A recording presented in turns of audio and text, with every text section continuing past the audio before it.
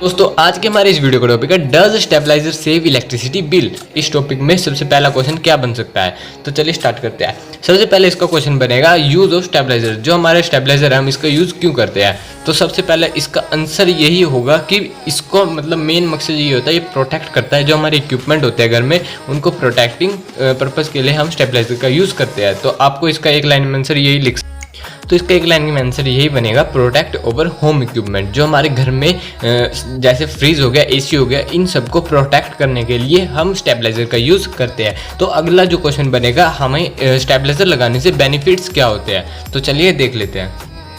तो अगर हम इसके बेनिफिट्स की बात करें तो कई सारे हमें इसमें बेनिफिट मिल जाते हैं। जैसे कि हमारा ये जो हमारे इक्विपमेंट होते हैं इनकी लाइफ को इंक्रीज़ कर देता है। वो कैसे कर देता है, मान लीजिए हमारे घर में कोई भी इक्विपमेंट लगा है, उसमें हमें 220 वोल्ट को देना है। मान लीजिए ये फ्रिज है, रेफ्रिजरेटर आपके यहाँ पे लगा हुआ है, ठीक है। इसको हमें 22 वोल्टेज देनी है आपको, ठीक है। तो 220 वोल्टेज हमें एसी देनी होती है। अगर ये वोल्टेज 180 आती है, मतलब पीछे से फ्लक्चुएट हो जाती है, 180 आ जाती है कई बार, या तो 250 से ज़्यादा ही हो जाती है, तो इस चीज़ को संभालने के लिए हमें क्या करना पड़ता है, एक स्टेबलाइजर का यूज़ करना पड़ता है, जिससे हमारा जो वोल्टेज है वो फ्लक्चुएट ना हो, मतलब कम ज़्यादा ना हो। फ्लक्चुएट का मतलब होता है कम ज़्यादा होना। तो जो स्टेबलाइजर होता है इसका मेन मकसद ये होता है कि वो वोल्टेज को एक जगह ही रखे, मतलब वो 180 आ रही है तो वो 220 तक ही रहे, मतलब 250 आ रही है तो 220 ही उसको मिले, मतलब यहाँ इक्विपमेंट को बचाया जा रहा है, ठीक है। तो इससे क्या हमारे जो इक्विपमेंट होते हैं उनकी लाइफ इंक्रीज हो जाएगी। तो इसका जो हमारा दूसरा बेनिफिट है वो भी काफ़ी सही है, मतलब reduce the rate of the malfunction of application. तो इसका मतलब क्या है, जो हमारे इक्विपमेंट होते हैं उनमें कई बार खराबी आती रहती है। तो अगर हम उसमें हमारा स्टेबलाइजर का यूज़ कर लेंगे तो उसमें जो बार खराबी आ रही है वो हमारी खराबी कम हो जाएगी। मतलब माल फंक्शन का मतलब यही होता है, अगर हमारा कोई इक्विपमेंट है उसमें बार कोई खराबी आ रही है, मान लीजिए हमारी कोई मिक्सी है, वो हमारी कभी उसका ब्रश टूट रहा है, कभी कुछ हो रहा है, मतलब हाई वोल्टेज लो वोल्टेज के कारण हमारा उसमें मतलब दिक्कतें आ रही है, तो वो आना कम हो जाएगी। तो सेकेंड बेनिफिट हमारा यही बनता है।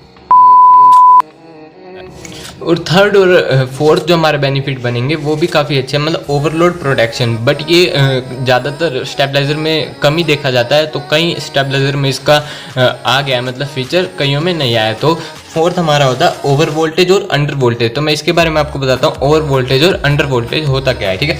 तो देखिए ओवर वोल्टेज होता है, मान लीजिए हमारे घर में आ रही है 300 वोल्ट सप्लाई आ रही है और जो हमारा इक्विपमेंट है वो 220 पे वर्क करना चाह रहा है, ये हमारा 220 पे वर्क करेगा, ये हमारा इक्विपमेंट है, ठीक है। और अंडर वोल्टेज का मतलब क्या होता है कि वो वोल्टेज 180 आ रही है, तो जो स्टेबलाइजर अगर हम लगा देंगे तो ओवर वोल्टेज और अंडर वोल्टेज के बीच का जो वो है मतलब डिफरेंस, उसको वो कम कर देगा। मतलब ओवर वोल्टेज नहीं होगी, अंडर वोल्टेज भी नहीं होगी, और 220 उस इक्विपमेंट को आराम से मिलती रहेगी। तो जो नेक्स्ट हमारा क्वेश्चन वगैरह बनता है, तो सबसे पहले जो मैंने शुरू में कहा था कि क्या स्टेबलाइजर से इलेक्ट्रिसिटी बिल कम आता है, तो अब उसकी तरफ हम बढ़ेंगे धीरे धीरे। तो इस क्वेश्चन का आंसर मैं आपको एक लाइन में भी देना चाहूँगा, क्योंकि जो हमारी कई दुकान पे अगर आप जाओगे तो आप अगर वहाँ पे स्टेबलाइजर खरीदने जाओगे तो आपको वो मतलब झूठ बोल के आपको स्टेबलाइजर बेचने के लिए वो झूठ बोलती है। मान लीजिए देखिए आपको वो बोलेंगे कि जो स्टेबलाइजर है आप ले जाइए जिससे हमारा बिजली बिल कम होता है, पर ऐसा बिल्कुल नहीं है। उससे बिजली बिल बिल्कुल कम नहीं होता है, और ज़्यादा होएगा तो वो मैं आपको अभी टॉपिक में बताऊँगा, कम तो बिल्कुल होता ही नहीं है, ठीक है। वो लोगों को किस तरह से हमारा जो स्टेबलाइजर है वो किस तरह से बेचती है, वो बोलते हैं कि जो हमारे इक्विपमेंट है अगर हम स्टेबलाइजर को लगा देंगे तो जो हमारा इक्विपमेंट है वो करंट लेना कम कर देगा, मतलब करंट को कम लेगा, मतलब जो एम्पियर होते हैं करंट लेगा तो कम लेगा, जिससे हमारा बिजली बिल कम होगा। पर ऐसा बिल्कुल नहीं होता है, इसका रीज़न भी मैं आपको अभी बताता हूँ। तो आपने एक बात तो ज़रूर ध्यान दोगे, अगर आप इलेक्ट्रिकल से मतलब नॉलेज लेते रहते हैं तो आपको एक बात तो ज़रूर पता ही होगी, अगर हम वोल्टेज को इंक्रीज़ कर देते हैं, मान लीजिए ये वोल्टेज हमारी इसको हमने बढ़ा दिया, ठीक है, तो जिससे क्या होता है हमारे जो एम्पियर होता है मतलब करंट होता है वो डिक्रीज़ हो जाता है, मतलब कम हो जाता है। मान लीजिए यहाँ 220 वोल्टेज है और यहाँ पे कितना हो जाएगा, 1.5 एम्पियर करंट हो जाएगा, मान लीजिए एम्पियर करंट हो गया, ठीक है। अगर हम वोल्टेज हमने बढ़ा रखी है यहाँ पे, अगर हम वोल्टेज को वहीं पे कम कर देते हैं, मान लीजिए हम 180 कर दिए यहाँ पे वोल्टेज को मैंने, और तो जो जिससे हमारा करंट क्या होगा वो बढ़ जाएगा।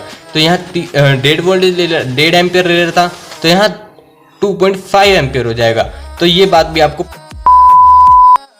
तो इसके बारे में हम अगले टॉपिक में डिस्कस करेंगे, क्योंकि ये वीडियो बहुत ही बड़ा हो जाएगा, इसलिए मैं इस वीडियो में आपको नहीं बता रहा हूँ। तो आगे जो हमारा जो नेक्स्ट क्वेश्चन होने वाला है वो मैं आपको बताता हूँ। तो जो हम अगर स्टेबलाइज़र लगा रहे हैं, जो हमारा करंट उसमें कम हो रहा है वो हमारे वोल्टेज को बढ़ाने से हो रहा है। तो आप इसमें कंफ्यूज मत होइएगा।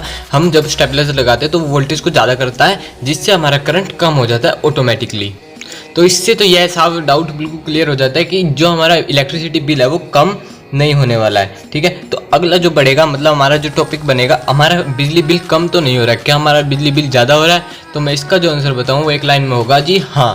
तो आगे मैं इसके बारे में डिस्कस करता हूँ। तो देखिए, हाँ, तो जब हम स्टेबलाइज़र का यूज़ करते हैं जिससे हमारा इलेक्ट्रिसिटी बिल बढ़ जाता है। तो देखिए कैसे, जो हमारा स्टेबलाइज़र होता है, मान लीजिए हमारा स्टेबलाइज़र लिया है मैंने यहाँ पे, इसमें एक तो ट्रांसफार्मर होता है, ट्रांसफार्मर और कुछ रेक्टिफायर लगा होता है और कुछ कंट्रोल सर्किट इसमें होते हैं। 3 तरह होते हैं, मतलब 3 चीज़ें होती हैं, ट्रांसफार्मर, रेक्टिफायर और कंट्रोल सर्किट। तो इसमें क्या होता है, जो हमारा ट्रांसफार्मर होता है, हमने इसके लॉसेस वगैरह के बारे में पढ़ा होगा कई किताबों में।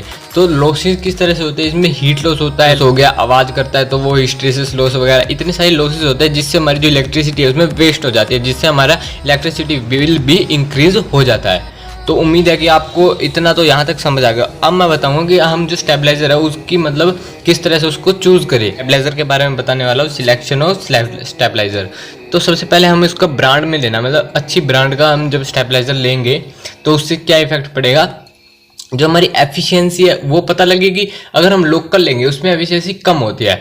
मान लीजिए हमने एक ब्रांड का एक ले लिया हमने और एक लोकल ले लिया। जब हम ब्रांड का लेते हैं हम उससे पूछ लेते हैं भाई इसकी एफिशिएंसी कितनी होती है, या आप खुद देख भी सकते हैं, उसके उस पर लिखा रहता है स्टेबलाइजर के ऊपर कि ये 80 से 90% एफिशिएंसी देता है, और लोकल हमारा जैसे हो गया 50-60।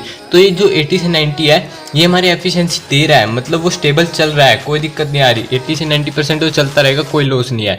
पर जो बाद का 100% एफिशिएंसी बहुत कम स्टेबलाइजर की होती है, जो इसमें 10% रह गई है, ये हमारा लॉस हो रहा है। तो इसमें हमारी थोड़ी कम इलेक्ट्रिसिटी लॉस हो रही है। जो हमारा लोकल है, लोकल में हमारी 50-60% एफिशिएंसी आती है, तो 40% उसमें लॉस हो रहा है। तो उम्मीद है कि आपको ये वीडियो पसंद आई होगी।